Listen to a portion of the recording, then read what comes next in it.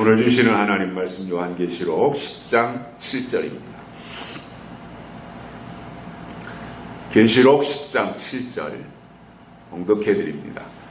일곱째 천사가 소리내는 날 그 나팔을 불게 될 때에 하나님의 비밀이 그 종 선지자들에게 전하신 복음과 같이 이루리라. 아멘. 한 주간 동안 잘 보내셨습니까?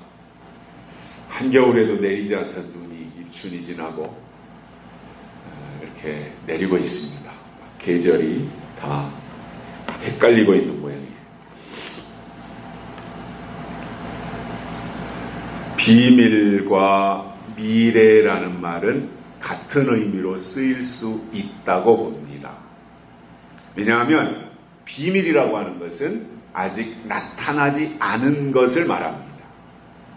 미래라고 하는 말도 아직 다가오지 않은 세계를 그렇게 표현을 합니다. 우리가 신앙생활을 하는 데 있어서 비중을 둬야 될 것은 저는 비밀이라고 생각을 하거든요. 그래서 하나님의 비밀, 이것에 관심을 가지고 하나님 중심으로 신앙생활을 할 때 하나님은 그에게 미래를 알고 그곳으로 향해서 갈 수 있도록 길을 열어주시지만 비밀을 모르면 미래도 없다라는 겁니다. 어느 날 하나님이 노아라고 하는 사람을 부르시고 홍수 심판에 대한 비밀을 알려주셨습니다. 그러면서 대비책으로 방주를 지으라고 하셨던 거예요. 결국 노아가 홍수 심판의 비밀을 받은 것은 미래에 일어날 일을 알려주셨던 것이고, 노아는 그 비밀을 받아서 방주를 완성을 했고, 그 방주가 노아에게는 홍수로부터의 피난처가 되었다라는 말입니다. 그리고 노아뿐만 아니라 방주 짓는 일에 함께 동참했던 노아의 식구들이 홍수에서 다 구원을 받게 됩니다. 그러나 비밀을 알지 못하고 미래를 준비하지 못한 그 이외의 모든 사람들은 한 사람도 방주에 들어오지 못했고 모두가 다 심판을 당했다는 말입니다. 비밀을 아는 것이 그만큼 중요한 거예요. 비밀을 안다고 하는 것은 미래를 대비한다는 말이 돼요. 특히 우리가 신앙생활하는 데 있어서는 하나님의 비밀과 밀접한 관련이 있는 겁니다. 우리는 성경이 기록된 지나간 사건만을 가지고 우리가 신앙생활하고 있지 않습니다. 지나간 사건을 토대로 삼아서 앞으로 우리 앞에 다가올 일들을, 즉 될 일을 성경을 통해서 깨닫고 그 방향으로 우리의 신앙을 만들어가고 다듬어가고 이루어가고 있는 것입니다. 그래서 하나님의 마지막 심판도 비밀을 통해서 알려주실 때 그 말씀을 듣는 자가 준비해서 구원받는 거예요.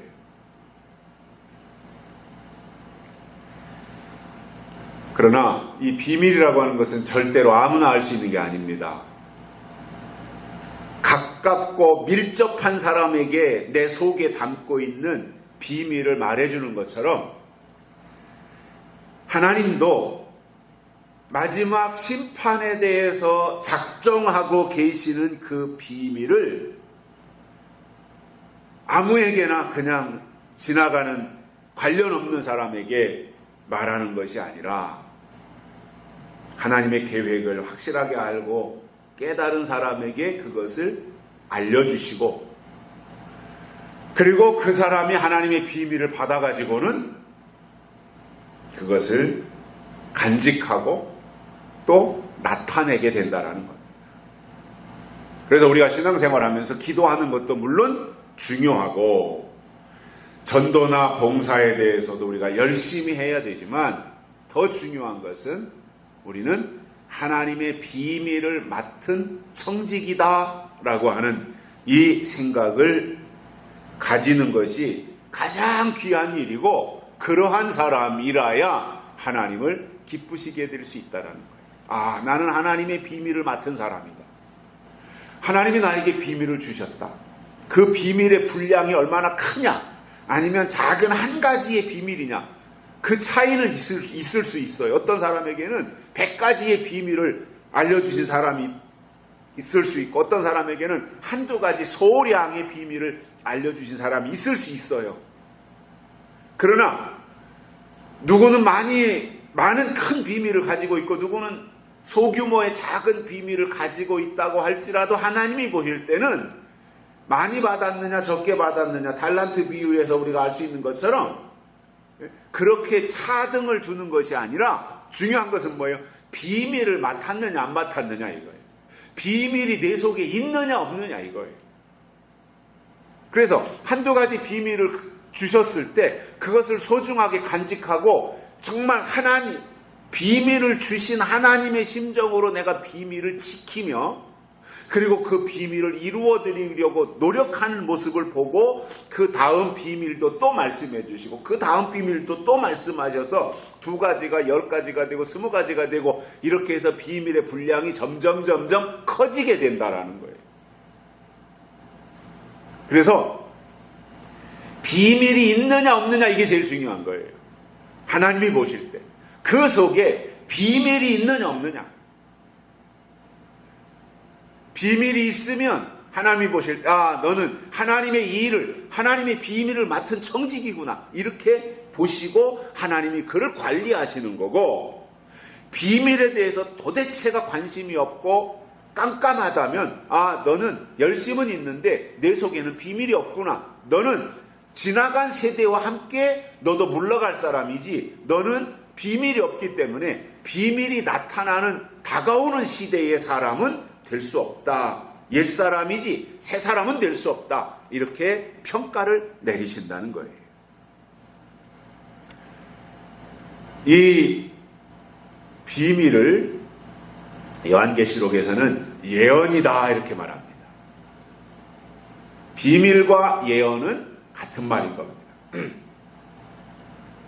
그렇다면 우리가 신앙생활을 하면서 알아야 될 하나님의 비밀은 계시록에 담겨진 예언의 말씀이고 거기에 마지막 대환란을 이기는 길과 천년왕국에 들어가는 방법과 다시 오시는 예수님이 누구시며 그 예수님을 어떻게 맞이할 수 있는가에 대한 비결들이 방법들이 요한계시록에 그대로 다 함축되어 있더라는 거예요.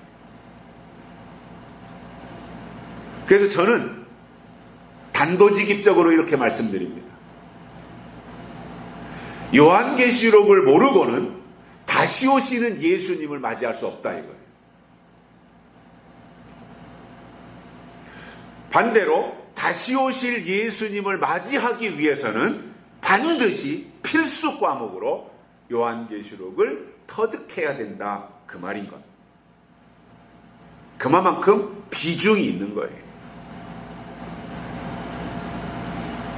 저는 엊그저께 14일 날이 저희 아버님 20주년 추도를 이렇게 마음속으로 나름대로 간직하면서 다시 한번 점검을 해봤습니다. 나 개인적으로 육적인 아버지와 아들의 부자관계 이런 거를 떠나서 그분이 내 신앙의 좋은 과거의 멘토였고 또 저에게 신앙적으로 절대적으로 영향력을 주신 그분이 이 시대에 끼친 신앙적 영향력이 무엇이었을까를 쭉 점검하면서 내린 결론이 그거예요. 주님 오시는 길과 그분을 맞이하는 믿음이 무엇인가를 우리에게 너무나 선명하게 알려주신 분이다라는 거예요.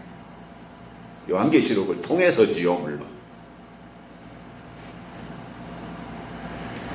그 하나하나에 설명하신 모든 과정을 보면 어떤 사람은 아니 너무 좀 어렵다라고 말한 분들도 있을 것이고, 어떤 사람은 아유 그냥 이렇게 너무 뭐 예화를 많이 한다든가 뭐 이렇게 해서 반복적으로 한다라든가 이렇게 평가를 내리시는 분들도 있을 수 있어요. 다 그건 평가라는 것은 자기 주관적인 거니까.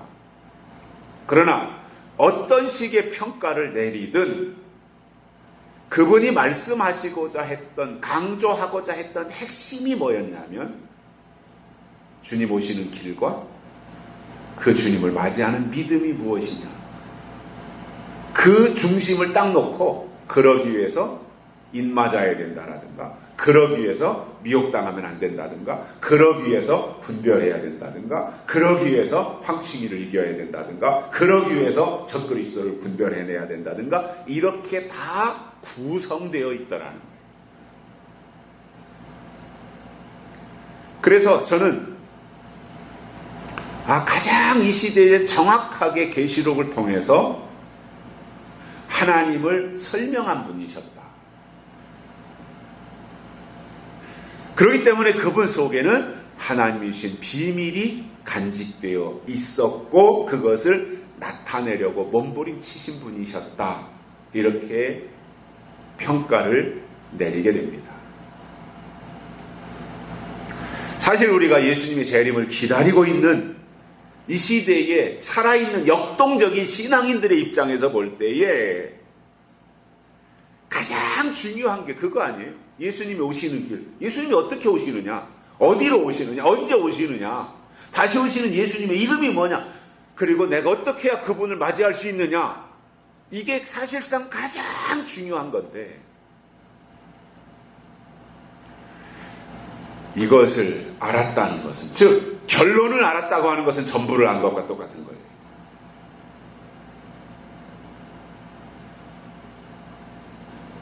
그러면 하나님의 비밀이 언제 이루어질 것이냐라는 거예요. 언제 하나님의 비밀이 이루어질 것인가?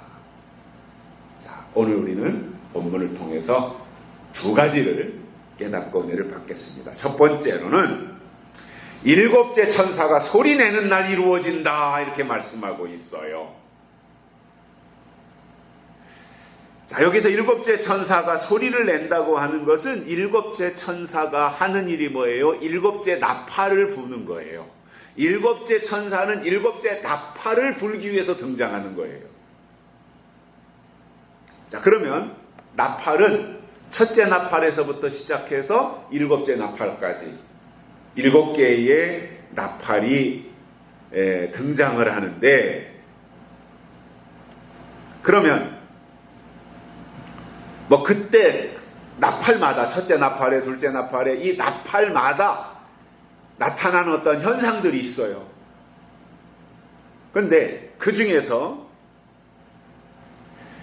일곱째 나팔이 가장 결론이고 마지막 나팔이니까 중요한 것이 되는데, 일곱째 나팔에 나타날 일이 어떤 것이냐, 어떤 일이냐라고 하는 것을 설명한 것이 계시록 11장 15절에 나옵니다.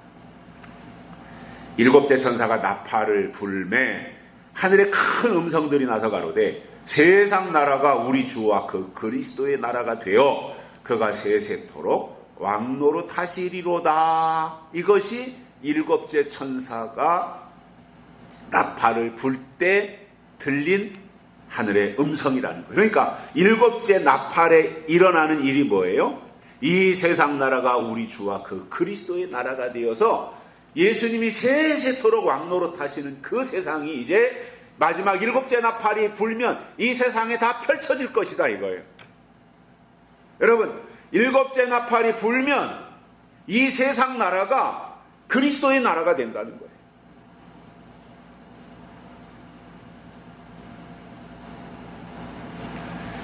일곱째 나팔은 예수님이 재림하시는 나팔입니다. 예수님은 일곱째 나팔에 재림을 하시는데, 그분이 오시면 주인공이 오시는 거잖아요. 그분이 드디어 만왕의 왕이신 그분이 주인공으로 이 땅에 오시면 주인의 등장과 함께 이 세상 나라는 그리스도의 나라가 된다는 겁니다. 아니, 그리스도가 나타나시면 그리스도의 나라가 되는 게 당연한 게 아니에요.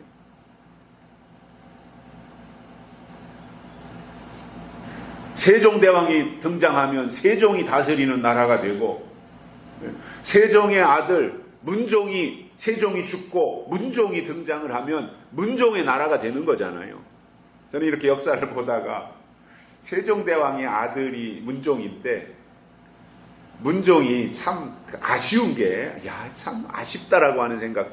이런 역사들이 제대로 잘 이렇게 이어졌더라면 2조 500년이 훨씬 더 창궐할 수 있었을 텐데 라는 아쉬움들이 드는 게 뭐예요? 드는 것 가운데 이런 것들이 있어요. 세종의 아들이 문종이에요. 세종대왕은 한글을 창시하고 가장 성군이었잖아요. 근데 그 아들 이제 임금이 재위하는 기간 동안 이제 나이가 어느 정도 차면 세자를 두거든요. 그러면 여러 왕자들 가운데서 똘똘한 왕자를 하나 간택을 해가지고 세자로 책봉을 합니다.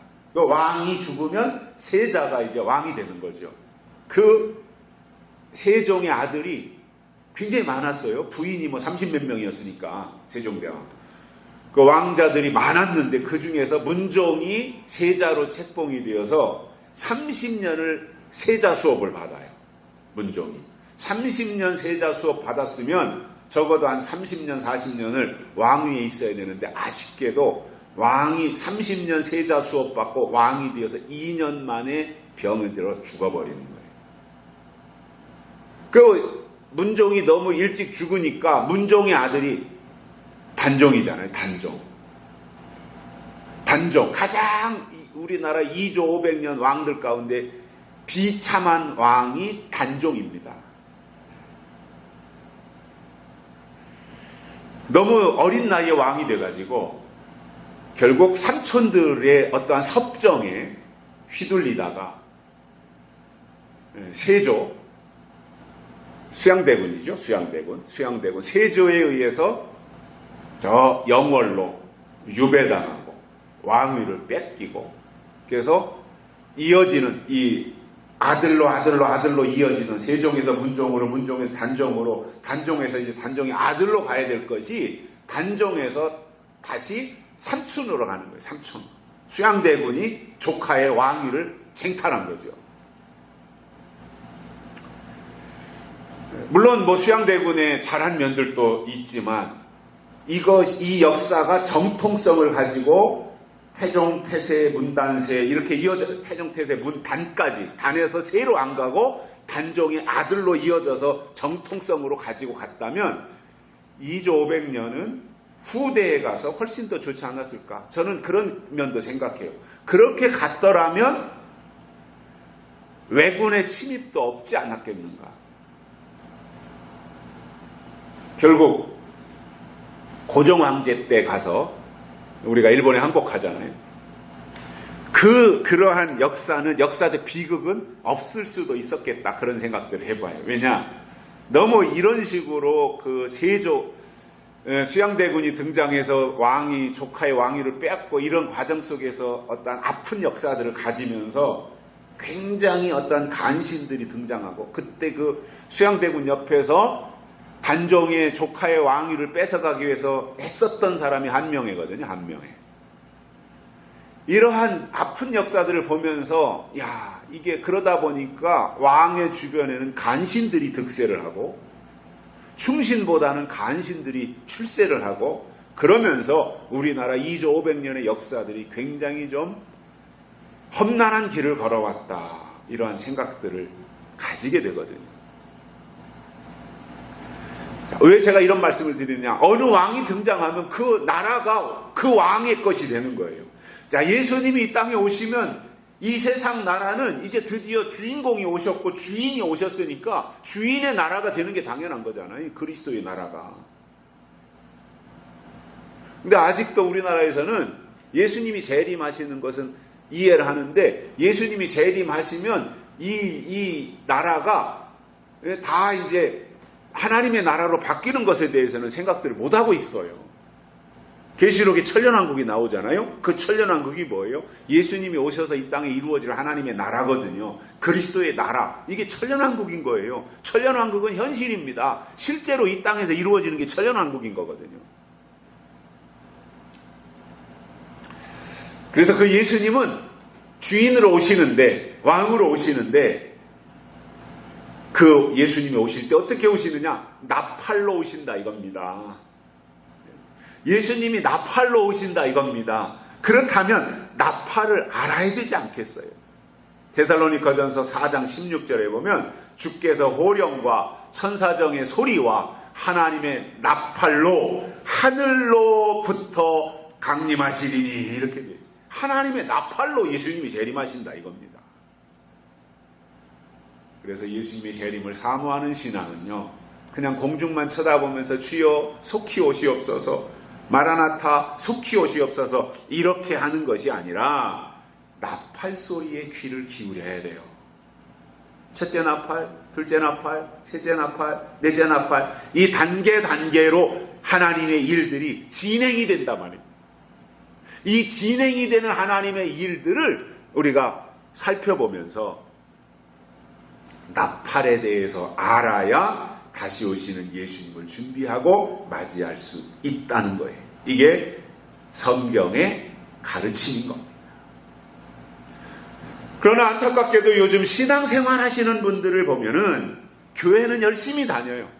주일날 교회 빠지면, 예배 빠지면 큰일 나는 줄 알고 열심히 예배 참석하는 분들이 많아요. 저는 굉장히 좋은 현상이라고 봅니다. 그 자체로만 보면. 그런데 거기에만 머무르면 안 된다는 거예요. 아, 내가 주의를 지켜야지, 예배 참석해야지, 내가 거룩하게 지켜야지, 내가 하나님의 사람으로서 이렇게 주의를 헌신해야지 이렇게 생각하고 예배에 참석하는 것은 굉장히 좋은 현상이지만 더 중요한 것은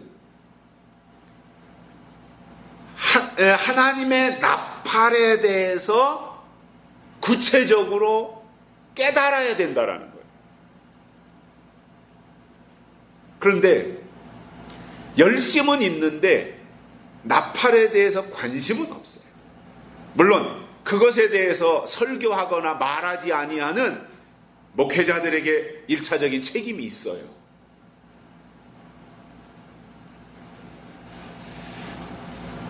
저는 지금 시점에서 가장 중요한 것이 나팔이라고 보는데 사람들은 나팔을 모르고 있습니다. 저는 오늘 이런 것에 대해서 구체적으로 설명을 드리려는 것이 아니기 때문에 나팔에 대해서는 따로 날을 잡아서 별도로 설명을 드릴 거예요. 주일마다 한 나팔씩 해서 7번 할지 아니면은 어떤 방법은 제가 어떤 식으로 해서라도 이 나팔에 대해서 다시 설명을 드릴 계획을 가지고 있는데, 자, 하나님의 비밀이 이루어지는 날, 이루어지는 그날에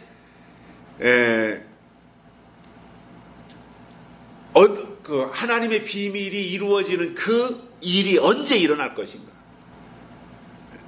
그것에 대해서 첫 번째로 말씀드린 것이 7째 천사가 소리내는 날 이루어진다, 그 설명을 드렸어요. 두 번째로는 선지자들에게 전하신 복음과 같이 이루어진다라는 겁니다.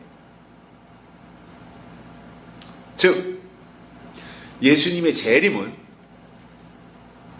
하나님의 비밀이 이루어지는 것인데 그 일은 아무도 모르게 도둑고양이 다니듯이 그런 식으로 있다가 어느 날 갑자기 뻥 하고 이루어지는 것이 절대로 아니라 선지자들에게 미리 전하신 말씀 그대로 이루어진다라고 했기 때문에 선지자들에게 미리 한 말을 알아야 된다 그 말이에요. 아모스 3장 7절에 중요한 말씀이 나오는데 주 여호와께서는 자기의 비밀을 그 종 선지자들에게 보이지 아니하시고는 결코 행하심이 없느니라 이렇게 말씀하셨어요. 하나님은 비밀을 하나님의 일을 이루실 때 하나님의 간직한 비밀을 그 종 선지자들에게 보이지 아니하고는, 선지자들에게 알려주지 아니하고는 하나님은 절대로 그 일을 이루지 아니하신다는 거예요. 무슨 얘기예요? 하나님은 알려주시고 그 일을 하신다 이거예요. 그래서 알려주실 때 아는 게 믿음이에요.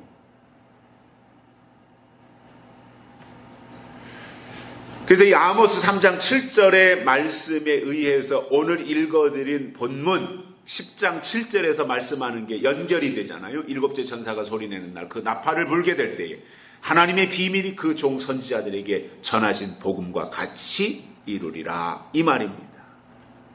이것이 하나님의 비밀이 나타나고 이루어지는 순서인 겁니다.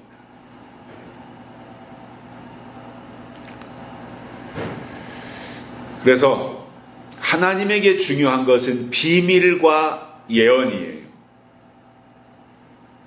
사람도 자기에게 중요한 비밀을 아무에게나 털어놓지 않고 마음이 통하는 사람에게만 선별해서 알려주는 것처럼 하나님도 하나님의 계획을 알려주실 때는 입이 싼 사람이 아니라 마음에 담고 하나님과 깊이 소통하면서 노아처럼, 하나님은 노아에게 홍수의 비밀을 알려주셨고 방주를 지으라고 하셨을 때 그것을 듣고 그냥 귓전으로 흘러버린 것이 아니라 그것을 받아서 손수 방주를 짓는 수고를 했던 것처럼 이것이 하나님의 비밀을 맡은 자들의 모습이라는 겁니다.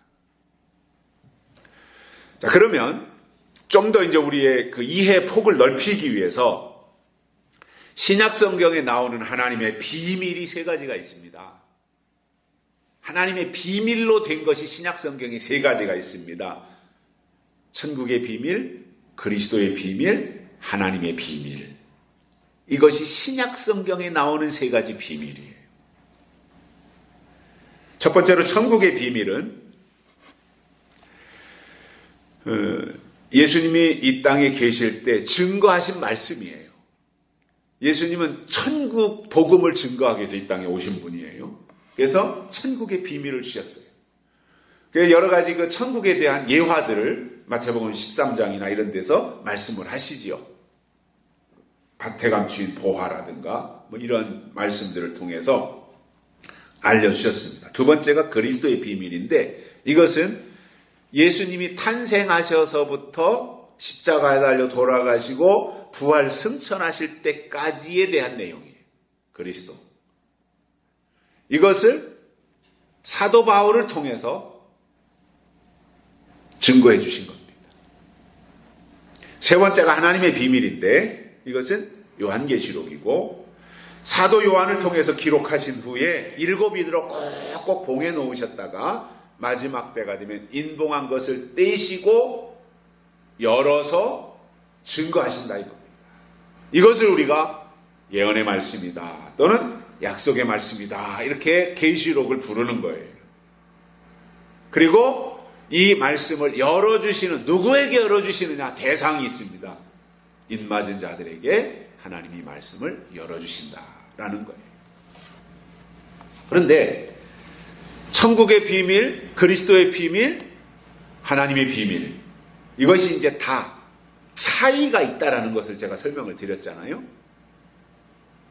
그리고 그 말씀을 주신 대상들이 있어요. 천국의 비밀은 초대교회 당시에 사도들에게 주셨다든가, 그리스도의 비밀은 사도 바울에게 주셨다든가, 하나님의 비밀은 사도 요한에게 주셨다든가, 뭐 이러한 이제 대상들이 있고 그 역할을 감당했던 사람들이 있는데, 자, 그러면 이 세 가지 비밀 중에서 천국의 비밀과 그리스도의 비밀은 이미 다 이루어졌어요. 남은 것은 하나님의 비밀인데 그것을 우리가 바라보고 간직하고 가자 이거예요. 하나님의 비밀을 우리가 간직하자 이겁니다. 또 하나 중요한 것은 하나님의 비밀을 깨달은 사람은 나 비밀 깨달았어. 나 비밀이 뭔지 알았어. 나 계시록을 알아. 나 계시록에서 말씀하는 내용을 나는 터득을 했어. 이렇게 깨닫는 것이 전부가 아니라 그 다음 단계로 나아가서 계시록의 예언을 열어주시고, 깨달았다는 것은 열어주신 거잖아요. 그리고는 그 다음 단계를 준비하는 모습으로 나타나야 된다고. 자, 우리가 잘 알고 있는 요셉이라고 하는 사람이 있잖아요. 꿈의 사람이었습니다. 그런데 그에게, 요셉에게 주신 꿈은 단순히 그냥 밤에 자다가 꾸는 꿈이 아니라 먼 훗날이 되어서 이루어질 하나님의 비밀 계시였어요. 그런데 요셉에게 있어서 꿈은 하나님의 비밀이었지만 그 요셉은 꿈 때문에 형들에게 미움을 받아요. 그러다가 어느 날 심부름 온 요셉을 붙잡아가지고 애굽에다가 팔아버립니다. 여기까지만 보면 요셉은 망한 거예요.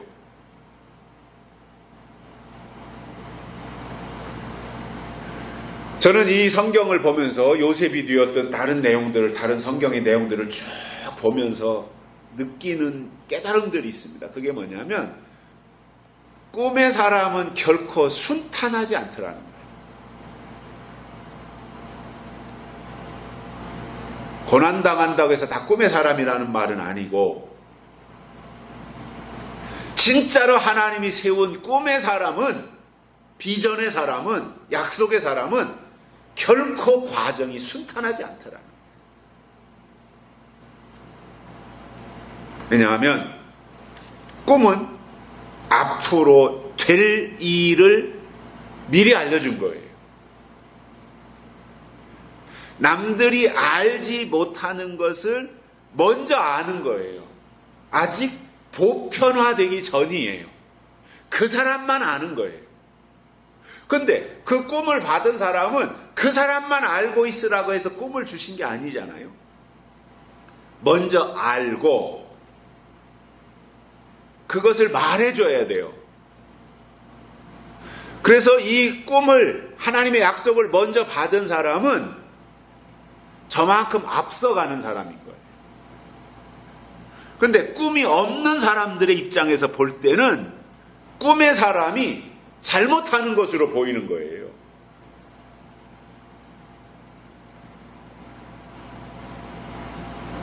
왜냐하면 꿈이 뭔지 모르는 사람들은요, 이성과 상식을 가지고 삽니다. 이 세상을 이성과 상식으로 살아요.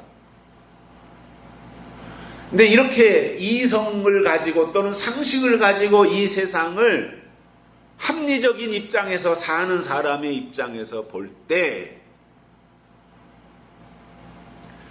꿈을 말하는 사람이 정상으로 보이지 않는 거예요. 비정상으로 보이는 거예요. 상식이 안 맞아요. 이치에 안 맞아요. 합리적이지 않다고 생각이 드는 거지요. 그러니 꿈의 사람이 하는 말을 이해하지 못하기 때문에 상식의 사람들이 무리를 지어서 꿈의 사람의 한 사람이 하는 말을 핍박하는 겁니다.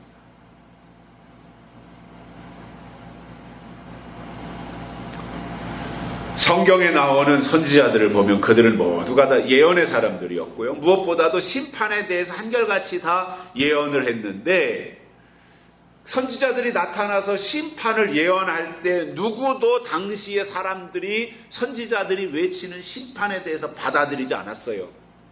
인정하지 않았던 거예요. 여러분, 상식과 믿음은 다른 겁니다. 세상 사람들은 상식을 가지고 살아요. 그리고 다 상식에 맞아야 된다라고 스스로 그렇게 결론을 내리는 거예요.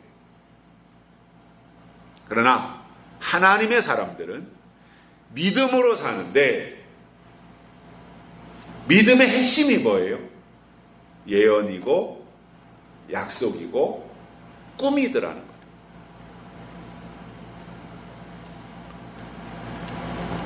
요셉이 꿈의 사람이었는데 형들의 손에 의해서 애굽으로 팔려가서 종살이를 하다가 거기서도 또 누명을 뒤집어 쓰고 감옥에 갇혔는데 하나님의 지혜가 그때 동원이 되어서 바로의 잃어버린 꿈을 찾아 해석하고 졸지에 요셉이 높아지는 것을 볼 수 있습니다.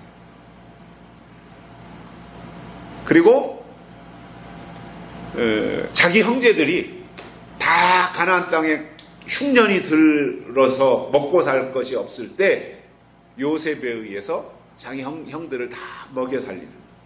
그래서 어렸을 때 채색 옷을 입고 11별이 요셉에게 절하고 11개의 볕단이 요셉에게 절했던 그 꿈이 몇십 년이 지나서 드디어 이루어지는 이 장면들을 성경은 보여주고 있는 것이고, 결국 하나님이 주신 꿈은, 하나님이 주신 약속은 반드시 이루어진다고 하는 것을 우리에게 설명해주고 있는 것입니다.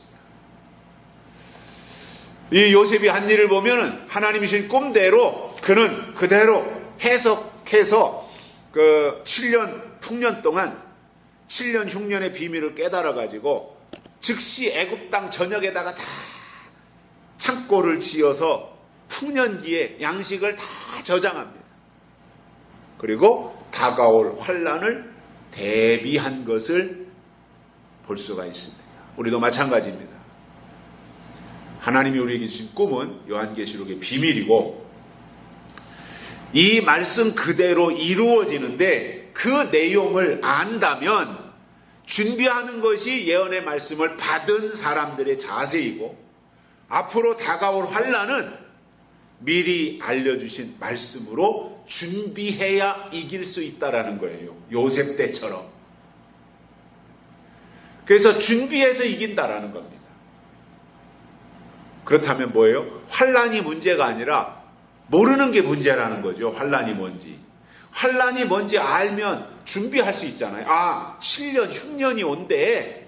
그러면 그 전에 7년 풍년이 든다. 그럼 풍년 때 흉년기를 대비해서 준비해 놓으면 흉년은 아무것도 아닌 거잖아요. 자, 환란이 온다고 하는 것을 우리가 성경을 통해서 들었어요. 그러면 환란을 어떻게 이길 수 있는가에 대한 것이 답이 성경에 있어요. 그렇다면 그 말씀 그대로 우리가 말씀을 우리 속에 저장하고 하나님의 약속을 우리 속에 영적 에너지로 충전시켜서 우리 속에 가득 채워넣고 있으면 환란은 문제가 되지 않는다는 거잖아요. 이게 요셉을 통해서 주시는 내용이잖아요. 하나님이 주신 환란을 하나님이 이길 수 있도록 길을 알려주시고 그 방법대로 준비하면 환란은 문제가 되지 않았던 거예요. 저는 앞으로 다가오는 대환란도 그렇다고 봅니다. 환란은 아무것도 문제가 되지 않아요. 알고 준비하면 되는 거예요. 알고 준비하면 이기는 거예요. 그런데 몰라서 준비 못하면 환란은 못 이겨요. 절대 이길 수 없어요. 준비 못하면. 그런데 오늘날 마지막 환란에 대해서 제대로 알려주는 데가 어디 있어요? 마지막 환란 무슨 저 공산주의가 쳐들어와서 전쟁이 나가지고 뭐 어떻게 된다 이런 식으로 엉터리 같은 환란에 대해서 잘못 알려주니까 준비가 잘못되면 결국은 준비한 사람이나 안 한 사람이나 똑같은 거예요. 잘못된 정보, 잘못된 지식을 가지고 준비를 잘못하면 준비 안 한 사람과 똑같은 거예요. 엉뚱한 방향에서 준비했는데 그게 전혀 환란을 이기는데 도움이 안 되는데 그것으로 어떻게 환란을 이겨요? 환란을 이기기 위해서는 정확한 정보와 확실한 지식을 가지고 거기에 맞게 준비하고 대비하면 그것으로 환란을 이기는 겁니다. 그래서 환란이 뭔지 알아야 돼요. 이 세상에 전쟁이 나고 기근이 나고 지진이 나고 이러한 환란은 육적인 거예요. 정말 성경이 말씀하고 있는 환란은 뭐예요? 교회 환란인 거예요. 영적인 환란이라. 교회 안에서 말씀이 사라지는 거예요. 약속이 교회 안에서 사라지는 거예요. 예언의 말씀이 교회 안에서 사라지는 거예요. 이것을 요셉의 환란이라고 그랬어요.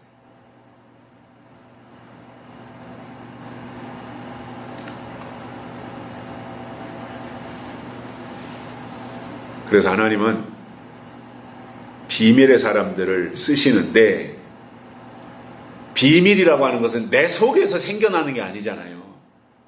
비밀은 외부로부터 나에게 정보가 들어온 거예요. 외부로부터 지식이 나에게 들어온 거예요. 은밀한 거예요. 굉장히 아주 비밀스러운 어떠한 것들이 나에게 온 거예요. 내 속에서 생성된 게 아니에요. 내가 뭘 알아요? 어디에 무슨 비밀인데, 어디에 무슨 보화가 있는데, 어디에 무슨 보물섬이 있는지 모르잖아요. 누군가를 통해서 들어야 아는 거 아니에요. 하나님의 비밀도 마찬가지예요. 내 속에서 생기는 게 아닙니다. 여러분, 믿음이라는 거 내 속에서 생기는 것이 아니라 하나님의 선물이잖아요. 지혜라는 것도 내 속에서 생기는 것이 아니라 하늘로부터 주시는 거잖아요. 이 비밀을 아는 것도 내 속에서 우러나오는 것이 아니라 하나님께로부터 나에게 제공이 되는 거예요.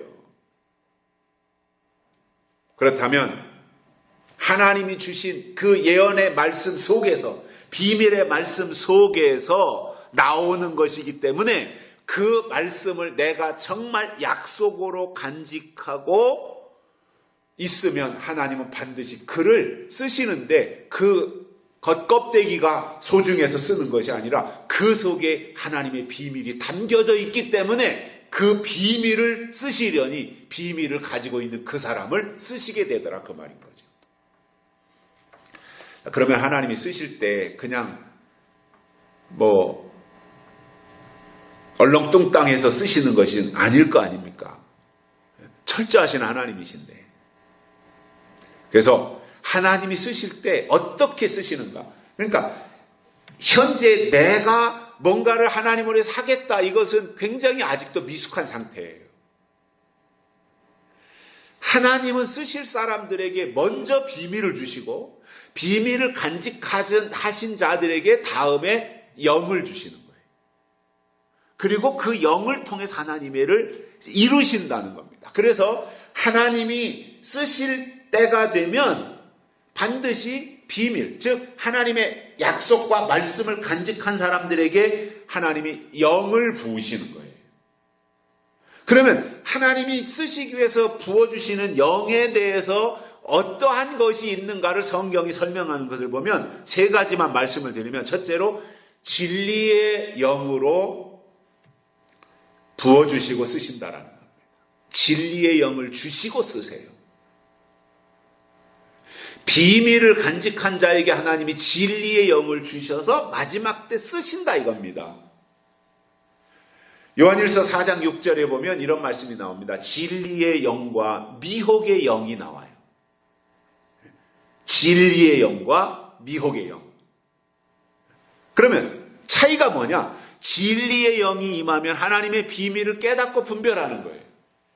말씀도 분별하고, 시대도 분별하고, 종들도 분별하고, 교회도 분별하고, 세상도 분별하고, 분별력이 생기는 거예요. 이게 굉장히 고차원적인 겁니다. 분별하는 거예요. 속아 넘어가는 것이 아니라 분별할 줄 아는 거예요. 그래서 진리의 영은 깨닫고 분별하는 것으로 반응이 나타납니다. 그러나 미혹의 영이 들어오면 세상 것에 매달리거나 세상 것에 집착하는 마음이 점점 더 커지는 것으로 증상이 나타나는 거예요. 그 차이가 있습니다. 진리의 영과 미혹의 영. 두 번째로 주시는 것은 거룩한 신들의 영을 주셔서 쓰신다라는 거예요. 다니엘서 5장 11절에 나오는데, 다니엘이라고 하는 청년이 바벨론의 포로로 잡혀갑니다. 전쟁 포로예요. 전쟁 포로. 근데 이제 포로로 잡혀가서 다니엘뿐만 아니라 다니엘의 세 친구 이렇게 해서 다 이제 그들이 지금도 미국 사회를 주도하는 게 유대인들이잖아요. 미국의 금융권을 장악하는 게 유대인들이고, 미국의 정치권을 장악하고 있는 게 유대인들이고,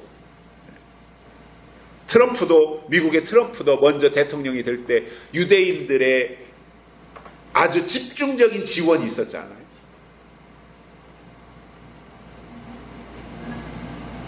그리고 미국의 대통령들을 쭉 분석해보면, 물론 그 트럼프 직전에 했던 오바마 대통령 같은 경우는 아니지만, 대개가 다 유대교 출신들, 유대인 출신들, 아무튼 뭐 외갓집이 됐든 뭐 어떻게라도 유대인들의 혈통이 이렇게 연결되는 사람들이거나 아니면 유대인들로부터 집중적인 후원이 있는 사람이에요. 트럼프 같은 경우에는 선거 때 유대교의 후원이 굉장했죠. 아마 이번 선거 때도 마찬가지일 거고. 그러니까 트럼프가 대통령이 되어가지고 그 반대에도 불구하고 이스라엘의 수도를 예루살렘으로 확정해서 알려줬잖아요. 이렇게 이제 보상을 해주는 거죠. 자기가 도움을 받았으니까 선거 때 그렇게 트럼프가 또 해주는 거잖아요. 그래서 뭔가 그들이 그 도움을 받은 트럼프가 그들에게 다시금 도움을 주는 그러한 관계성들을 유지하면서 미국이라고 하는 사회가 유대교를 분리시켜 놓고는 미국을 생각할 수 없고, 미국의 모든 과학자들의 탑이 유대인들이고 미국의 모든 금융권을 장악하고 있는 게 유대인들이기 때문에, 심지어 그런 말 있잖아요. 유대인들이 미국 금융가에서 돈을 다 빼면 미국이 무너진다 그러잖아요. 경제가. 그 정도로 금융권을 장악하고 있는 게 유대인들이에요. 그러니까 탑 클래스에 있는 거죠. 유대인들이라고 하는 것이 미국 사회에서. 그러니까 그만큼 영향력이 있는 거예요. 자, 다니엘의 세 친구가 전쟁 포로로 바벨론으로 붙잡혀 가서 거기에서 노예 생활을 하고 있지만, 그들은 그 당시에 이 생각이 깨이고 뭔가 지혜가 있고 탁월한 그러한 사람들이다 보니 종살이를 하더라도 저 밑바닥에서 무수리를 하는 게 아니라, 그래도 저 윗자리에서 그래도 그 종 노릇하는 사람 가운데서 10장을 한다든가 10부장을 한다든가 뭐 100부장을 한다든가 이러한 식의 위치에서 뭔가 영향력이 있는 그 위치에 있었던 거죠. 그러니까 사람들 속에 기억이 나는 거예요. 저 밑바닥에서 빗자루질이나 하고 있는 사람은 기억 누가 하겠습니까? 그런데 다니엘과 같이 이렇게 지도적 위치에 있는 사람들은 눈에 띄는 거죠. 기억을 하는 거죠. 영리함이나라든가 이런 것들이. 여기 다니엘이 그렇게 종살이를 하고 있었던 어느 날 이제 수시로 왕궁 안에는 잔치가 이루어지는데, 어느 날 밤에 왕과 신하들과 거기 중진 장관들이 다 모인 가운데서 잔치를 하고 있을 때 손가락이 나타나가지고 벽에다 글씨를 쓰는 거예요. 그러니 이 왕과 신하들이 말이에요. 이거 다 얼마나 놀라 나자빠졌겠습니까? 막 아연실색했겠죠. 이게 웬일이냐? 아니 손가락이 나타나가지고 벽에다 대고 글씨를 써대니 말이에요. 난리가 난 거죠. 그런데 글씨는 보이는데 도대체 저게 무슨 내용인지 누가 쓰는 건지 알 수가 없어요. 그 글씨의 내용이, 글씨를 쓰는 것을 보고는 다 아연실색하고 있을 때 왕의 엄마가 왕한테 와가지고 걱정하지 말아라. 왕의 나라에는 거룩한 신들의 영을 가진 사람들이 있지 않느냐. 그러니까 그들을 불러다가 저거를 확인시켜라. 그래서 불려온 게 다니엘이었던 거예요. 왜? 다니엘 속에는 거룩한 신들의 영이 있었다 이거. 다니엘에 와서 딱 보니까 벽보게시가 있어요. 써 있는 거 보니까 메네 데겔 우바르신 이렇게 써 있는 거예요. 메네 데겔 우바르신. 뭐냐 뜻이? 하나님이 왕을 저울에다 달아보시니까 함량미달이다 이겁니다. 부족하다. 왕은 하나님이 달아보시니 부족한 사람이다 이거. 그래서 왕을 하나님이 심판하실 것이다 그거. 사람들은 벽보 계시를 보고도, 벽에다 쓴 글씨를 보고도 뭔지 모르는데 다니엘이 나타나서 글씨를 해석을 한 거예요. 달아보시니까 왕이 함량미달입니다. 다른 사람들은 글씨를 보면서 모르지만 다니엘은 글씨를 보고 해석을 하더라는 거예요. 뜻이 뭔지 알더라는 거예요. 뜻이. 지금도 마찬가지입니다. 아무리 성경을 읽어도 성경 속에 감추어진 하나님의 뜻을 모르면 다니엘 때 사람들이 벽에 나타난 글씨를 보면서 그 뜻이 뭔지 알지 못하고 해석할 줄 몰랐던 것과 똑같은 거예요. 그리고 왕을 달아보니 함량미달이라 심판하시겠다. 오늘 시대 신앙인들, 그것도 중직들, 그것도 더 고위직들, 이런 사람들 하나님이 달아보셔서 함량미달이면 심판하신다. 그 내용이더라 그 말이에요. 여러분, 중요한 것은요, 해석이에요. 해석. 기록된 성경을 읽으면서 하나님이 주신 거룩한 신들의 영으로 예언의 말씀을 정확하게 해석해내는 것이 다니엘이었고, 그것이 하나님이 쓰실 사람들의 모습이며, 거룩한 신들의 영을 주셔서 하나님의 뜻을 해석하게 하고 쓰신다 그 말이에요. 오늘 이 시대의 문제가 뭔지 압니까? 성경을 읽는데 해석할 줄 모른다는 거예요. 세 번째로는 7영을 주셔서 쓰신다 이겁니다. 진리의 영을 주어 쓰시고 거룩한 신들의 영을 주어 쓰시며 7영을 주시고 쓰신다. 계시록 4장 5절, 5장 6절 7영에 대해서 말씀을 하시는데, 이 7영은 마지막 예수님이 재림하실 때 역사하는 하나님의 완전한 영을 의미합니다. 물론 모든 하나님의 영의 역사가 다 불완전한 역사는 한 번도 없었어요. 다 완전한 영의 역사예요.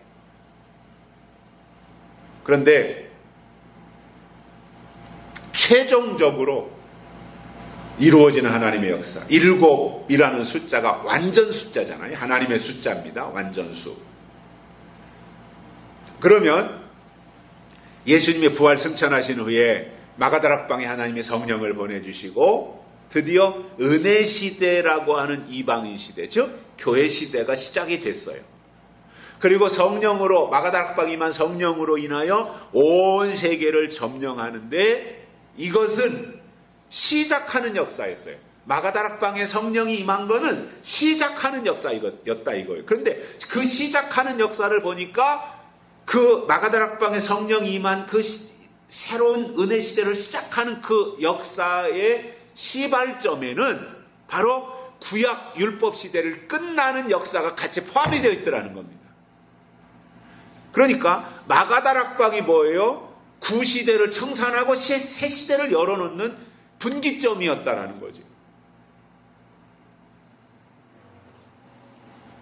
그래서 구약 시대도 시작과 끝이 있었던 것처럼 신약 시대도 시작한 날이 있으면 끝나는 날이 있는 것이 이치인데, 기독교 2000년의 역사를 마무리하면서 하나님은 교회에 7영을 보내셔서 심판하는 일을 하신다 그 말이에요.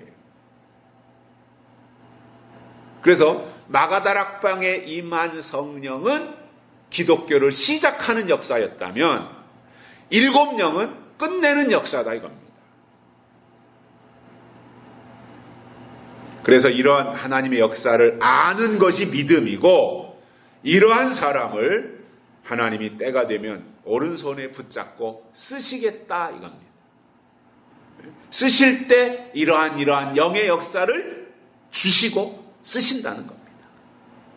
무엇보다도 먼저 그에게 비밀이 있어야, 즉 예언의 말씀이 있어야 그 일을 이루기 위해서 하나님의 영을 그에게 보내신다는 거예요. 7영이 됐든 신들의 영이 됐든 그 말씀이 있는 자에게 그 영을 보내셔서 하나님의 일을 이루시겠다는 거예요. 그래서 하나님의 역사를 보면 항상 말씀이 먼저 와요.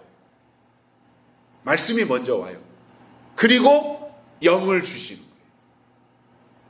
그래서 쓰시는 거예요. 그래서 하나님의 사람들을 보면, 쓰임받은 사람들을 보면 말씀을 받았고 영이 임해서 그 일을 이룬 것을 성경을 통해서 우리가 알게 되더라는 겁니다. 그럼에도 우리는 이제 이러한 생각들을 하게 됩니다.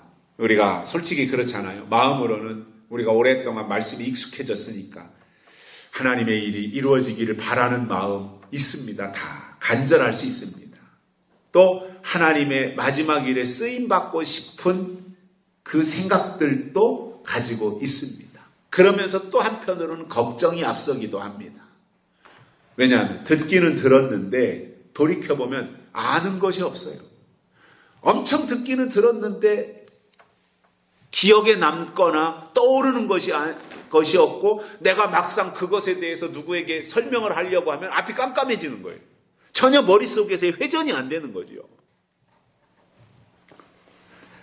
그러니까 안절부절할 수밖에 없어져요. 그리고는 스스로가 의기소침해지는 거죠. 아니, 내가 오랫동안 말씀 들었고 지금까지 내 신앙 붙잡고 왔는데 막상 누구한테 말하려니까 무슨 말을 해야 될지도 잘 생각도 안 나고, 아니, 내가 이거 그동안 신앙생활 잘못한 거 아니냐, 이러한 그 자책도 할 수 있게 되는 거잖아요. 그러나 성경을 보면 잘나고 똑똑한 사람을 하나님이 쓰시지 않았어요. 자신감이 펑펑 넘치는 때 하나님이 그를 쓰신 적이 없어요. 하나님이 쓰신 사람들 보면 부족해 터진 사람들이에요. 입술이 둔한 사람. 모세도 하나님이 불러서 바로왕 앞에 갈았더니 난 입술이 둔하다 그러잖아요. 난 입술이 둔합니다. 말할 줄 모릅니다. 그럼에도 하나님이 보내면서, 그래 너는 말하지 못하지만 너보다 말을 훨씬 잘하는 네 형 아론이 있지 않냐? 내가 너에게 아론을 붙여줄게. 이사야 같은 사람도 보면 나는 입술이 부정합니다.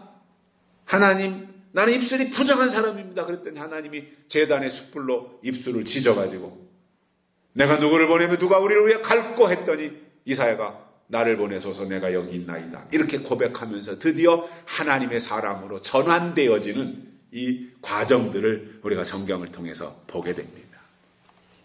무슨 얘기냐면 저 사람이 너무 잘났고 말도 잘하고 똑똑하고 아는 것도 많고 박식하고 그러니까 그 사람을 불러서 쓰신다는 말이 아니라 부족하지만 여러 가지 역량이 안 되지만 그러나 그 시대에 주신 하나님의 말씀을 붙잡고 견디는 사람에게 때가 되면 하나님이 기름을 부으셔서 그를 쓰시는 것이 성경의 역사였던 겁니다. 그러니 쓰실 때가 되면 어떤 역사가 일어나지 않겠냐는 거예요. 걱정하지 말자 그 말입니다. 여전히 하나님의 약속과 하나님의 비밀을 우리가 간직한 종으로 변하지 말고 가기만 하면 된다 그거예요. 잘난 사람을 쓰시는 것이 아니라 부족할 때 하나님이 오히려 쓰신다는 거예요. 결론으로 우리 힘으로 할 수 있는 것은 아무것도 없어요. 또 우리는 다 미약해요. 저도 그렇고 여기에 계신 여러분들도 그렇고 또 이 말씀에다가 목숨 걸고 유튜브를 경청하고 계시는 분들도 그렇고 미약합니다. 다. 그러나 견디고 견디면서 몸부림치면서 이 약속 이루어지기를 기다리고 있는 사람들에게 일곱째 천사가 소리내는 날이 되면 하나님의 비밀이 그 종 선지자들에게 전하신 복음과 같이 이루어진다고 하는 그 말씀을 붙잡고 어떤 풍파가 있다고 하더라도 중심은 변하지 말고 변심하지 말고 하나님 편에 서서 남은 하나님의 일을 이루어드리는데 쓰임받는 종들이 되시기를 주의 이름으로 축복합니다. 살아계신 하나님 아버지 감사합니다. 오늘 또 우리를 불러주시고 말씀을 듣게 해주셔서 감사를 드립니다. 무엇보다도 하나님의 비밀이 이루어지는 복을 우리가 들었고 그 현장에 우리가 끝까지 남아있기를 원하오니 하나님이 우리에게 주신 마지막 때의 비밀을 우리가 끝까지 간직하고 비밀 맡은 자들답게 그 비밀이 이루어지기를 노아의 심정으로 기다리고 또 손수 그 일을 행하면서 비밀이 이루어지는 그날 하나님의 예비하신 세계에 들어갈 수 있는 저희들 되도록 축복해 주옵소서. 다시 오실 예수님의 이름으로 간절히 기도드리옵나이다. 아멘.